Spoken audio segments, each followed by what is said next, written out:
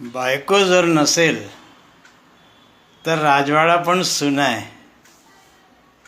बायको जर नसेल तर राजवाडा पण सुना आहे. बायकोला नाव ठेवणं हा खरंच गंभीर गुन्हा आहे. खरं पाहिलं तर तिच्याशिवाय पानही हलत नाही.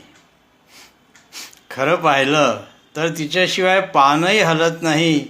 घरातलं कोणतंच सुख बायकोशिवाय फुलत नाही. नोकरी आणि पगाराशिवाय नवऱ्याजवळ आहे काय? नोकरी आणि पगाराशिवाय नवऱ्याजवळ आहे काय?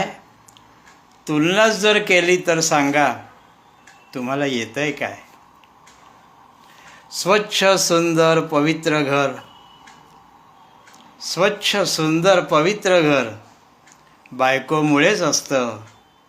नवरा नावाचा विचित्र माणूस तिलाच हसत बसतं. वय कमी असून सुद्धा बायको समजदार असते. क्या बात आहे. वय कमी असून सुद्धा बायको समजदार असते. बायकोपेक्षा नवऱ्याचे वय म्हणूनच जास्त असते. तिचा दोष काय तर म्हणे चांगल्या सवयी लावते. तिचा दोष काय तर म्हणे चांगल्या सवयी लावते. कुटुंबाच्या कल्याणासाठी दिवस रात्र धावते. चिडत असेल अधूनमधून, चिडत असेल अधूनमधून. सहनशीलता संपल्यावर तुम्हीच सांगा काय होणार 24 तास जुंपल्यावर. बायकोची टिंगल करून फिदी फिदी हसू नका. बायकोची टिंगल करून फिदी फिदी हसू नका. तिच्या यादीत मूर्ख स्थानी नंबर 1 वर बसू नका. बायकोची टिंगल करून फिदी फिदी हसू नका. तिच्या यादीत मूर्ख स्थानी नंबर 1 वर बसू नका. बायको म्हणजे अंगणातला प्राजक्ताचा सडा. बायको म्हणजे अंगणातला प्राजक्ताचा सडा. बायको म्हणजे पवित्र असा अमृताचा घडा. बायको म्हणजे सप्तरंगी इंद्रधनुष्य घरातलं. बायको म्हणजे सप्तरंगी इंद्रधनुष्य घरातलं.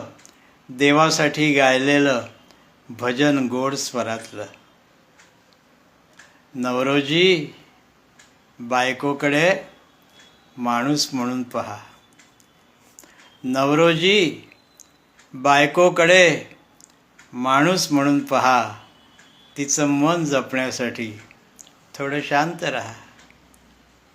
कधीतरी कौतुकाचे 2 शब्द बोलावे. कधीतरी कौतुकाचे 2 शब्द बोलावे. तिच्या वाट्याचे एखादं काम तरी आनंदाने झेलावे.